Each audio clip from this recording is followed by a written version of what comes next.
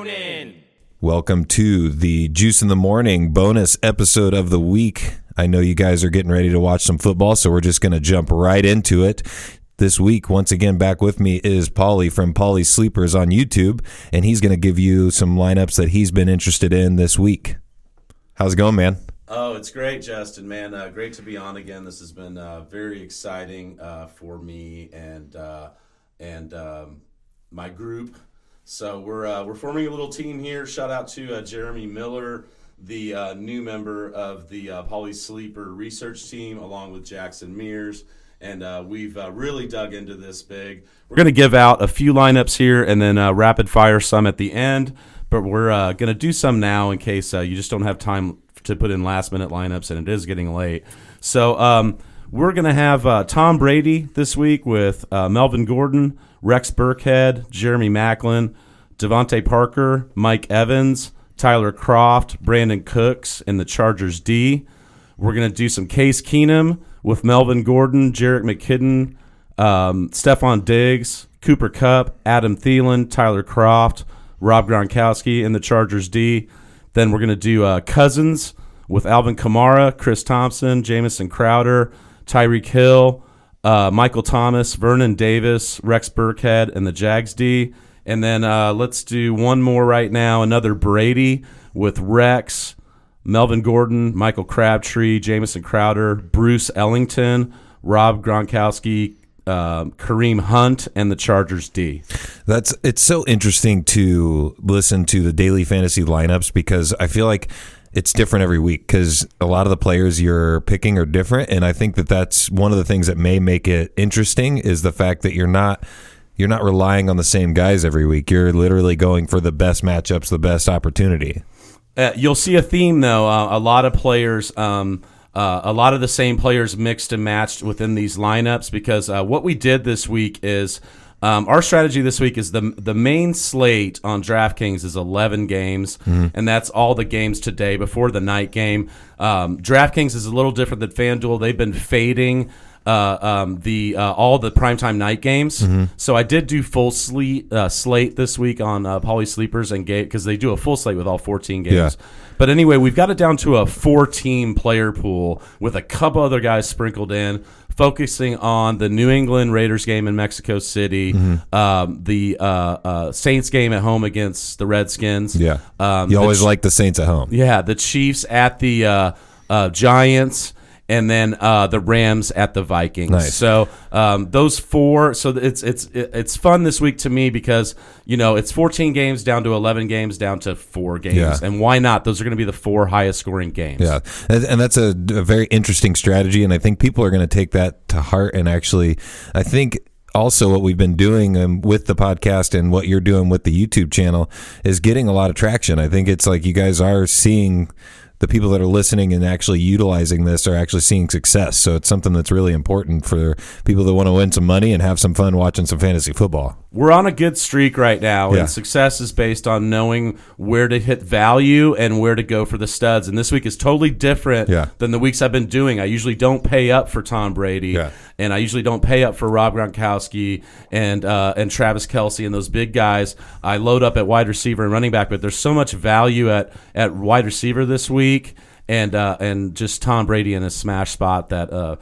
Unfortunately, a lot of people are going to be going Brady, but it's going to be just having that right mix of a Brady lineup, and I think we have a few really strong ones here. Yeah, so that leads me to a new segment that we're going to do, and we're going to do it for the remainder of the season that we're doing the podcast with in November, and then also, whenever I've kind of thought about this lately, and it might be a good time to think about cashing in and transitioning and having a spin-off show of just fantasy football. So just to give you guys a heads up, this is going to be listener questions. Welcome, ladies and gentlemen, to Juice and Pauly's Listener Question Corner.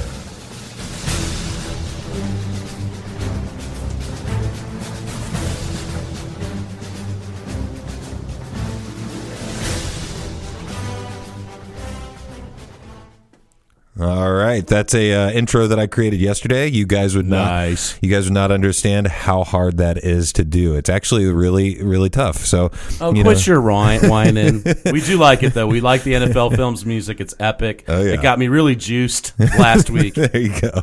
And I like the pun. So the very first question is going to be played right now, and then we're going to get our take, and that way you guys that are asking the questions can get to making some moves in your fantasy lineups. Hey, Juice. I have a question about tight end. I've got Jack Doyle and Safarius Jenkins from the Jets. They're both on a bye week this week. So my choices are Ebron from Detroit, O.J. Howard from Tampa, or Mercedes Lewis from Jacksonville. What do you think? All right. So he's got Jack Doyle and Austin Safarian Jenkins from the Jets. So what are your thoughts on Ebron, O.J. Howard, or Mercedes Lewis from Jacksonville? Slam dunk here, Mercedes Lewis. Weather game, Jacksonville, Cleveland, probably an ugly game, good tight end game. And he also has a great matchup. I actually said earlier in the year that I probably won't recommend him all year because he had a 3-touchdown game in London. Oh, wow. And his previous 2 seasons totals are 3 touchdowns for a season. Yeah. A whole season. So he had a whole season in a week. And that's just so unlikely, but he does have a just cush matchup, and those other guys are very unreliable. So that's Mercedes Lewis this week. Absolutely. Yeah, I totally agree. Is it Eric Ebron? Ebron has been the guy that I feel like they every year say, "Oh, he's going to blow up this year. He's going to have a huge year." He's had every opportunity this year and just is not good at football. Yeah. He's just looking to insurance or car sales or something like that. I mean, Fells is their other tight end that ends up getting the touchdowns. Yeah. I mean, when you think, okay, here it is, here we go, he'll drop it and then they'll throw it to Fells. And Fells has had two touchdown games. Yeah. So Ebron is just horrible. O.J. Howard can blow up and get 2 catches for 90 yards and a touchdown, but if he doesn't do that, he gets nothing. Exactly. So thanks for the question, Kevin. I appreciate it. And then we're going to move on to the next one. Hey guys, it's Andrew from the Monday American. Had a quick pigskin question for you. I've got Brady and I've got Jared Goff, and I'm wondering who I should play, given the fact that Goff has 7 touchdowns and almost 700 yards with no interceptions in the last 2 weeks. Wanted to see your guys' thoughts on that, and also just a side question. That's not directly related to fantasy football, but it is football. Why do you think God favors Clemson football so much? I almost feel guilty about it. Love to hear your thoughts on that too. Thanks, guys. What was that last part? Why does God favor Clemson football so much? To me, I don't know. I haven't heard a whole lot about Clemson. I'm a Notre Dame guy, so they've let us down a couple of times recently. I mean, with the Miami just getting the ass beating delivered to Notre Dame, but with Clemson, I think they're a team that's always strong and always fun to watch, and they always seem to have a good defense. But you know what? I think God favors quite a few teams, and I'm not sure Clemson's one of those. But thanks for the question, Andrew. But what do you think about Jared Goff or Tom Brady this week? I mean, Jared Goff has been the hot hand. I mean, he's thrown a lot of touchdowns and no interceptions, lots of yards. He definitely has, but his monster games have been in plus matchups, and actually in tough matchups, which the Vikings can be a tough matchup. He hasn't done as well. I mean, having said that, I think he will do well this week, and King Goffrey is going off right now. Yeah. Shout out to the fantasy footballers. They're who's got me really, more pumped about this, and they have fun with it, and that's who they call Jared Goff. But you've got to go with Brady this week. I mean, 400. They're coming off a bye too, right? 400 yard and 4 touchdown potential. I mean, having said that, it's Belichick. So I mean, they've been practicing at high altitude all week. Did you hear about this? I did not. They stayed in Denver. They had a game in Denver, and they stayed there. They've been practicing there all week at high altitude at 6,500 feet. Because that game is in Mexico City at 7,200 feet. Oh, okay. So that's why their team and their coach is smarter than yours. So, I mean, I hate Belichick Belichick, but he is a fucking genius. Oakland's out in California, not practicing at high altitude, and it's going to be a shootout. So, I mean, they both have huge potential, but with Goffrey on the road and Brady, that's a neutral site. I mean, it probably will favor the Raiders, but that's shootout potential. Got to go with Brady. And I'm sure there is some sort of research out there that, states that when Belichick's off a bye, they usually kill the other team because he has an extra week of preparation against that team. There's another one like that this week, actually, the Chiefs at the Giants, and the Giants have just given up on football. Andy Reid is 16-2 in his career coming off a bye. Okay. So I mean, that's important. He will find time to think about how to exploit your weaknesses. But I would say Tom Brady there all the way. So we're going with Tom Brady. Andrew, thank you for the question. And definitely, guys, take a listen to the Monday American. It's a great podcast about history. And your boy Juice was on that podcast as a interview. So check it out. At least download that episode and hear me talk about things on there. This is the next question. Hey, Fantasy Pros. This is James from Live Lift Game. I like that he called us pros. Not only am I versing the only girl in our league, but she has one of the best records. And my question is if I should play Russell Wilson versus Atlanta at home or Alex Smith on the road against the New York Giants. Also, when it comes to playoffs, I'm struggling for running backs. So I was wondering, I have Leonard Fournette and also Isaiah Crowell. I was wondering if maybe I should trade one of these top quarterbacks away for another running back when it comes crunch time. Thanks for your help. Look forward to hearing from you.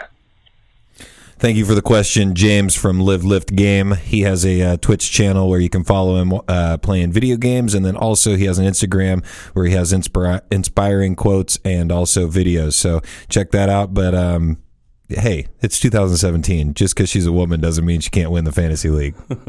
and your wife plays against you too, right? Oh yeah, and she's in our league. So, and my wife is one of the top players in the league. She's actually got the best record. Yeah, so her team's better than yours. Exactly. Well, I'm number 2. All right.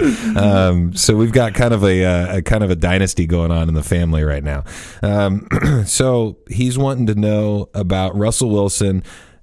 At home versus at home against Atlanta, or the Alex Smith on the road against New York. So I was just talking up Alex Smith and Andy Reid and his game planning. Having said that, that's going to be a weather game with maybe gusts up to 45 miles an hour. And I watched the weather and faded. That's important. 3 or 4 weather games a few weeks ago, and it helped us a lot to get all the pass catchers and all the quarterbacks out of those games. And the other weather games this week are Chicago and Baltimore, and Jacksonville and Cleveland, and there's one other one. Detroit, I think, is weather this week. Detroit, Chicago. Yeah, and the Giants have stunk. Or Baltimore, Chicago. The Giants have stunk, but you gotta. I mean, you're factoring in the odds here. Like the weather is an important thing. Like if the wind is gusting at 45 miles per hour and you're throwing a football, you're not going to be throwing that far. The answer to the question is tough. I would go with Wilson at home because of that weather game. Yeah. I look for reasons to fade guys. And Alex Smith, I mean, he definitely has blow-up potential too. But also Wilson has no running game to speak of whatsoever. And their secondary just got decimated. They lost Richard Sherman. Cam Chancellor is now out for the season too.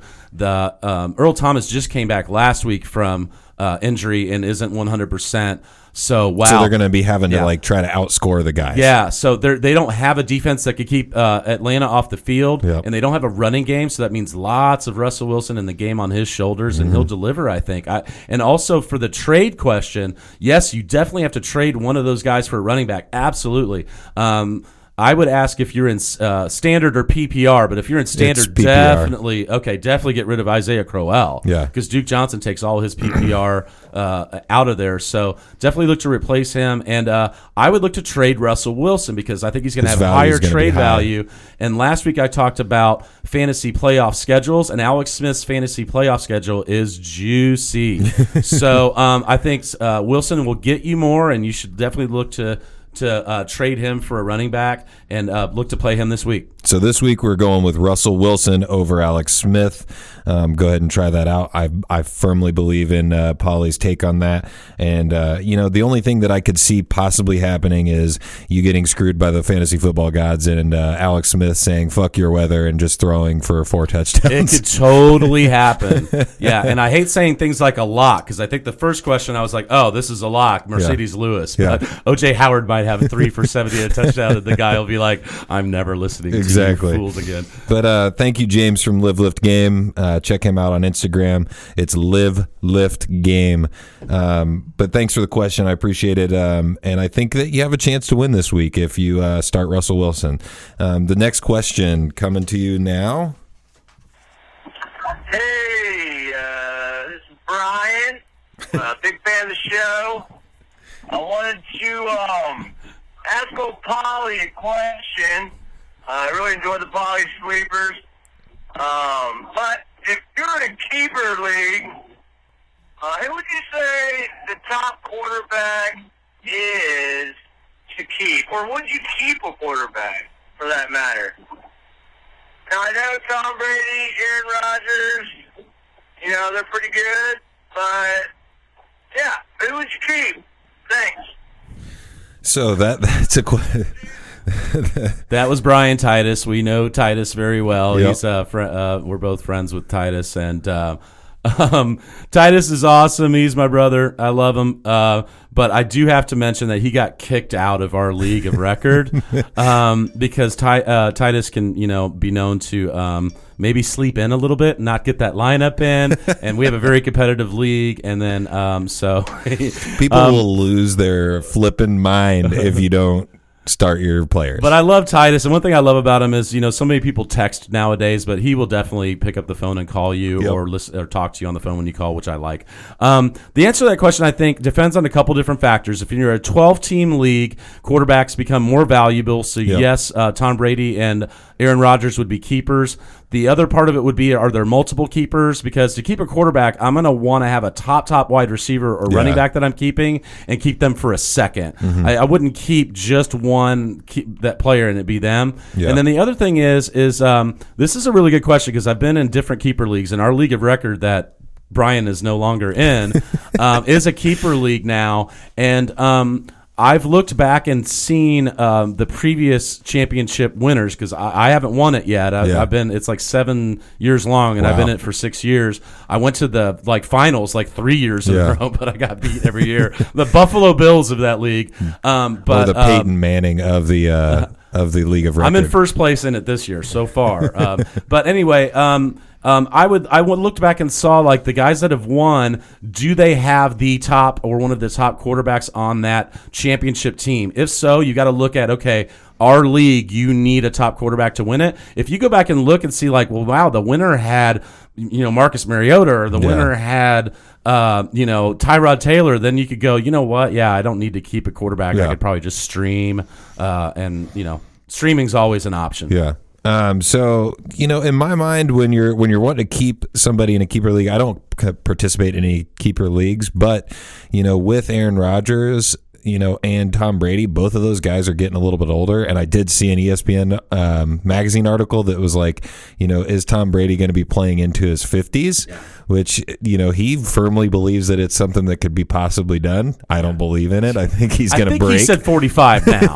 I think he's backed off that a little bit. That's a great answer. And I was thinking that, if that's the case, you definitely would want to look at guys like Deshaun Watson and Carson Wentz, and guys like this are coming up, and Wentz is just producing at an unprecedented rate right now. So maybe those guys would have more value. Yeah. And again, if I had somebody else too, definitely have a young team. If it's a keeper or a dynasty league, and you can keep somebody multiple seasons.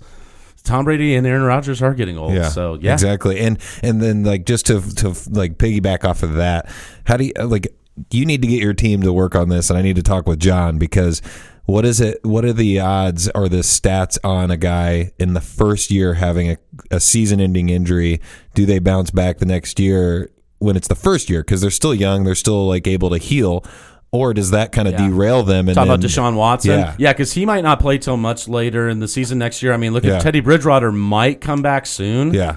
And it's been a while. He's been out. So do you think that's going to like slow them down? It could be. It could be. I mean, if Deshaun Watson was healthy, I mean, he might be in keeper status. Yeah. But maybe not. He's had a pretty bad injury. Well, thank you for the question, Titus boy. I appreciate it. I hope that helps your future endeavors. I love you, Titus. Hey, Juice in the Morning. This is Rob Caird. My matchup this week is going to be a tough one, so any extra help is appreciated. Blaine Gabbert is starting this week at Arizona for the QB position since Drew Stanton got hurt. My question is, should I start Larry Fitzgerald or Detroit's wide receiver Marvin Jones?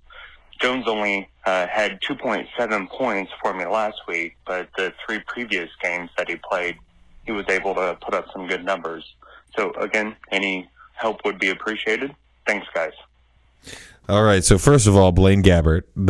Did you see the Barstool Sports just quick little blog that was like, No. They were describing a player and they had a picture and it was the number 7 on the 49ers chest, and they were like, they were saying, look, Arizona picked up the best quarterback. They started like doing a bunch of stats and stuff, and you're led to believe throughout the whole article that they signed Kaepernick. And then they like show the full picture, and they're like, and Blaine Gabbert is now a starting quarterback again. It was pretty good. Probably, taking a little jab at the fact that is Kaepernick better than some? Yeah, he's better than some of these guys. But anyways, the question is, Blaine Gabbert starting for the injured Carson Palmer. And Drew Stanton. Did Drew Stanton get hurt too? And that's why Gabbert's in? Okay, so Gabbert wasn't good enough to beat out Drew Stanton for the backup job. But I think the question was, do you start Fitz or Jones? Or Jones, so Fitz, his road splits are really weird. Like Ben's road splits in passing and Breeze at home passing. His road splits are actually like 12 fantasy points less on the road. Yeah. But he is going up against the best matchup, and Pro Football Focus, who John's with, and that's Jackson looks into them all the time. They look at these things and rank these guys, and Fitz plays out of the slot, which really makes it hard for some of these cornerbacks that don't play slot. And their cornerback is the worst rated cornerback for Houston Texans. Oh wow! And Blaine Gabbert, I actually thought about playing him in daily really? and faded him, but I mean he rushes for like 60 yards a game. He averaged like 20 fantasy points his last 13 starts. That's crazy. Yeah, I mean because of that rushing, but he also dinks and dunks, and that favors Fitz. So especially in a PPR league, you got to go Fitz. And also the aforementioned weather. Detroit at the Bears. The Bears play tough at home. Marvin Jones has an okay matchup. He's also done his disappearing act. Maybe I talked about it last week on either my show or your show. He kills me because I've had Golden Tate all year. Okay, so you probably know more about Jones than I do. And Marvin just he'll do those. They call it vulturing scores for like running backs. I don't know what you would call it with a wide receiver, just like kind of like taking over the game and not really leaving any of the leftovers to your other wide receivers. But there have been times where I've seen, Marvin Jones, the eye test looks like the better receiver than Golden Tate. Like, he just looks more athletic. Yeah. Tate plays in the slot. They moved him back into the slot this year, which is where he's thrived and he's the been best feasting before. on it. And that speaks to Fitz too. And Marvin Jones can have a big game, but with the weather, I think there might be a lot more running and defense. And like you said, Chicago has had a good defense this year. For some, like it's something that I don't really hear about, but they shut people down. And Houston and Arizona are two good secondaries and two kind of suspect run games. We know Adrian Peterson can blow up now. If you give him 30 touches like you're supposed to. But we also know that he can have 17 yards on 30 touches. Yeah, exactly. So, Houston's run D isn't that great, but I don't see like that turning into. Fitz is going to be. So we're leaning towards starting Larry Fitzgerald. You got to start the Fitz dog because he's kind of matchup proof and QB proof. And he re-signed this week for next year. After talking about retiring last year and this year, he's re-signed to play next year. Good Lord. That's another old guy that's still putting up numbers. The very last question of the day. It's very short and sweet, so we'll get that answered really quickly, and then we'll get some more lineups.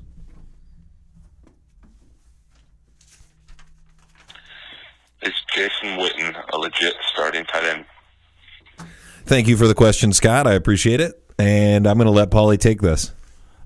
Great question, short and sweet. The short answer is 100%, especially now with Zeke out for the next 6 games. I mean, I think he comes back at the fantasy championship game if it's week 16 for you. So Witten is going to be relied on heavily. They have a weird situation going on there now without their left tackle, and their running game can't get going. He's going to be a great safety valve. But the longer answer would be it depends on who else is out there. There's definitely people that I would start over him. But if he's your option that you have on your team and you're wanting to start him today, yeah, I wouldn't fade him this week. He has a fantastic opportunity to blow up. That'll be a blow up game. Like I said, their running game can't get going right now. He's got a good matchup. Absolutely. Jason Witten is the man right now. I agree, and I also have a feeling like with all of these older guys that we're seeing in the league right now, there's going to be a year coming up soon where we're going to all be just discombobulated because these guys are either going to be out of the league or they're not going to be worth anything. Yeah. And it's going to be one of those seasons where you're like, I don't even know if should I start Larry Fitzgerald because I don't know how he's doing health-wise or, just the guys like Jason Witten. Jason Witten's a dinosaur. I mean, he's been in the league for a long, long time. He is. He's somebody who has not ever changed his style. He always has the forearm sleeves and the gloves. Like he's had that same like Gronk. style. It's because that arm is not attached to the body. I talked about that last week. I'm telling you, Gronk is the bionic man. He's been broken and put back together a lot. That's a great point, and we talked about that earlier. The youth movement. Mm-hmm. So I mean, there's guys we're looking at here that are going to replace these older guys. And, Evan Ingram and Cameron Brate. I'm just looking. I'm hoping that I can pay attention enough to figure out who those guys are in the future because that's what we're here for, Juice. We'll take care of that for you. We get way too geeked out on this shit. I love it. We wake up at 4:00 in the morning if we have an idea and text each other and get an answer within 2 minutes. Exactly. Yeah, I was just thinking that. Thank you guys for sending in your questions. We need to keep doing that, so I'll keep bothering everybody out there on social media and friends and family. So keep sending those in. I hope we got those answers in fast enough for you. We got into 20 minutes, so I am hoping to have this posted at around 10 o'clock. So hopefully you guys got those in. Going from there, we're going to go and we're going to wrap up with a few of the lineups that Pauly has, and then also some season-long stuff. Okay. And I'll just talk about my video real quick. You usually do it at the end, but we'll just get that out of the way. So look for me on YouTube, Pauly Sleepers. Type in the search bar, Pauly Sleepers. Click on the big P next to my ugly mug. And it's kind of cute. Come on. Oh, thank you. Give me a subscribe. Hit the bell if you want to get the notifications. That's important. Actually, after our show, I'm going to do a quick notification because Sterling Shepard looks like he's going to be out this week, and that's that big. Chiefs game. So that increases Evan Ingram's value, and I think Kareem Hunt's value as well. But I'm gonna give a quick video because he's out due to an illness. Yeah. So he's sick. That's weird. So can't call in sick on an NFL Sunday. Come on. I know, but it might be really bad. Who knows? I mean, if the guy's got freaking Ebola or something, I'm gonna feel bad. Season long advice is just basic strategy. When you want to drop a guy, put in multiple acquisitions on the same player dropped because it'll cycle through that. If that you still want that to be your priority, like if the guy that trades for Russell Wilson, I mean, I wouldn't drop Isaiah Crowell if you have no other running backs. But God, in a non PPR league, I would definitely consider it. I told Josh to drop him a few weeks ago, and he hasn't looked back. But especially in situations like that, drop Crowell for. Latavius Murray, and then drop Crowell for, George guy that backs up Carlos Hyde if you think he's going to get hurt, or whoever you want, and just do multiple ones of those. That way you'll get somebody. Yeah. Some guys just go, oh, I didn't get whoever, and then you still have Crowell. I mean, you could put in 7 bids for one guy. That's a very strong rookie mistake. Yeah. Troy Frank in the St. Elmo League that I'm still in taught me that one. Yeah, that's awesome. Also, look to see who got dropped in the League of Record Jeff's league this week. Dan dropped Tevin Coleman, and it's crazy because Dan's a Falcons fan, and Devontae Freeman's probably out this week with a concussion, so Tevin Coleman became a huge starter. And the guy who has Devontae Freeman almost got him on the waiver wire, and that would have just been so. Always look to see who got dropped because also, I mean, if you have limits, you can pick them up for free. In your flex, never have Thursday players, and I see this mistake all the time because the other guys you could switch out later. But if you put Juju Smith-Schuster in your flex, and then later on go, oh God, he only had 7 points this week. I need to do something. Guess what? He's already locked in. So get the flex Thursday players out of the flex. That's something I wanted to dig into real quick, just because you mentioned the Thursday thing. With Thursday, I always have a really hard time playing players on that day. You should, but then it's also one of those things that goes back to the Richard Sherman getting hurt. People are like, oh, they're playing on Thursday. He wouldn't have got hurt. Like, is he not going to get hurt on a Sunday? They have less time to practice. I mean, I understand that, but like, that's an injury. Like, it's going to happen on Sunday, and it's the same. It's likely. I mean, actually, Richard Sherman's talked about that. And they like he is against playing on Thursdays, but like once again, I'm like, what difference is it going to make if you're playing on Thursday or Sunday? And then the same with the actual like fantasy. Like, there's been a lot of players that have fucking blown up on Thursday. There's been better Thursday games this year. I look to fade Thursday when I can, and you could see when it's going to be an ugly division matchup. They've gotten away from the division matchups, so when it's non-division, they've been really good. When they're division, they tend to be stinkers. They definitely need to step their game up, kind of like with Monday Night Football. Like, if they're going to have the matchups on Thursday, make it a more important matchup. Well, I think they'll see. I mean, they got a spike for Thursday this year because there's been like 3 or 4 huge games. And the games have been but gone still, well. The home running backs are always good on Thursday. And home defense, because, the traveling team, isn't rested and is traveling and all that. There's still definitely, players you could play. And this Thursday, I mean, Delaney Walker was great. Antonio Brown, That was, I mean, nasty. I have him on my team, and that just blew up for me. He had almost 40 points in my half-point PPR league. A couple of the other just basic strategy was know your settings and know your scoring. That'll help you decide what to pick. And, if you see the defenses are just scoring a ton, look. And, I mean, if they're getting 2 points per sack and stuff like that, then that might tell you, well, man, I need to spend more time getting a better defense. And figuring out what teams get more sacks, right? And then yours that you brought up when I told you that this is my thought this week, you talked about patience with players, and that's fantastic. So I wanted to go with that and talk about that for a minute because, in the beginning of the year, I used to be real. I mean, I don't have the patience, and I used to be really bad about that. And there's nothing worse than dropping a guy and later on he's going off for somebody, and that guy's playing you. And you're like, oh, I drafted that guy. Give guys a chance in new systems, new offensive coordinators, new quarterbacks. Give it time to get together. If you like a guy just because he craps for 3 weeks, there's still reasons why you like that guy. And sometimes, I mean, Antonio Brown had 3 bad weeks before this just happened. And so anyone could disappear for a few weeks. Yeah, I'm fairly positive that I had Cam Newton, and he started off like really rough in 3 games. I dropped him. He totally did. Yeah, he totally did. Absolutely. So that was a season-long advice. Pauly's sleepers this week, the players that are cheap on DraftKings that I like. Also, we'll say Jackson's first. He likes Jeremy Maclin. Now, this isn't a weather game. But he has a real juicy matchup against Green Bay, and it just boils down to the couple times this year when Jackson has been on Jeremy Maclin, he has gone off. So I don't ask questions when he says Jeremy Maclin. He's $4,500. Bruce Ellington for Houston this week with Will Fuller out. He's going to get a lot more looks. Coach said he's going to get more looks. And the last 2 weeks, he's gotten 9 and 8 targets with Will Fuller in the game. Oh, wow. So you like guys that are getting upwards to 10 targets, and he's got double-digit target potential. And Fuller's out this week, right? Yeah, Fuller's out this week, so he'll be the number 2 option behind Nuke, and Nuke draws Patrick Peterson.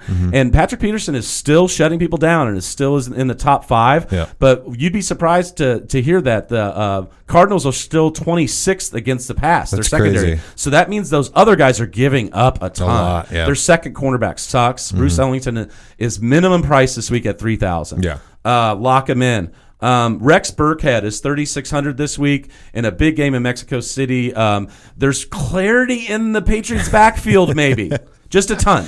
Just a tad, not a ton. James White is only catching passes now, and Deion Lewis is only running the ball now. Yeah. And Rex is doing both. Until they decide to change it up this week. They could. This is going out on a limb here, but it's not that too far of a limb because he's 3,600. Yeah. Those other guys are 45 and 47. Okay. So if I told you could get someone who's had a 13% to 26% to 58% usage spike on the field the last 3 weeks consecutively, and he was the cheapest of the three. Do you like him more now? And they're liking him a lot. Okay, so plug him in too. Jamison Crowder, 4,300 in that big Redskins game at the Saints. Now, Marshawn Lattimore, who we've talked about, is a shutdown corner, but he's probably going to be seeing a lot of Josh Doxson. Yep. And Crowder plays out of the slot, and Lattimore plays in the slot like 5% of the time. Wow. So I think Vernon Davis and Jamison Crowder are going to feast this week. Cousins can throw the ball really good in tough matchups. Yep.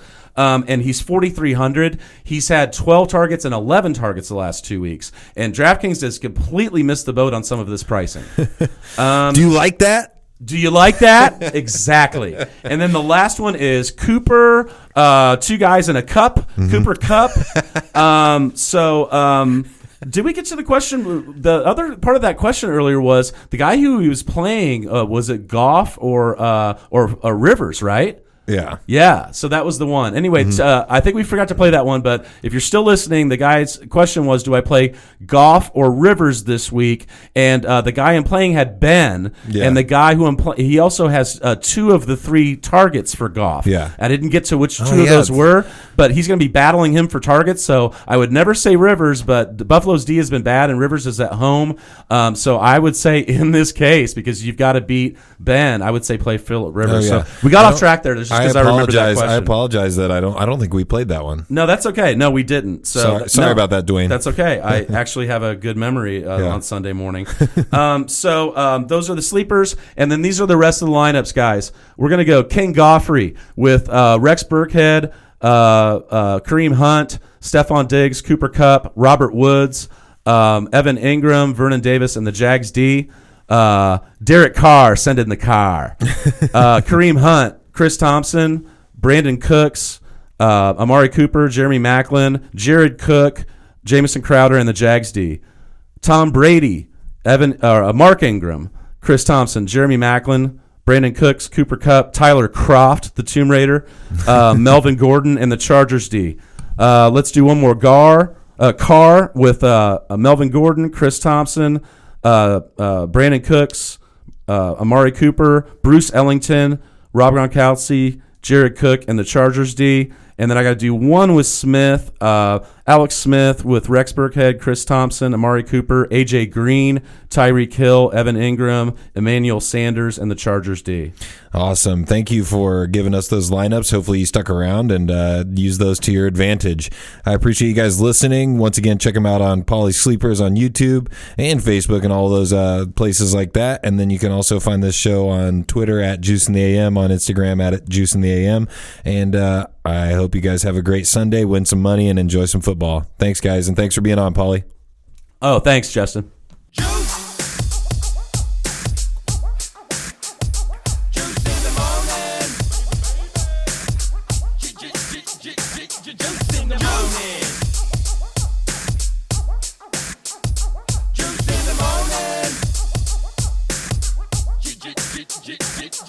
in the morning.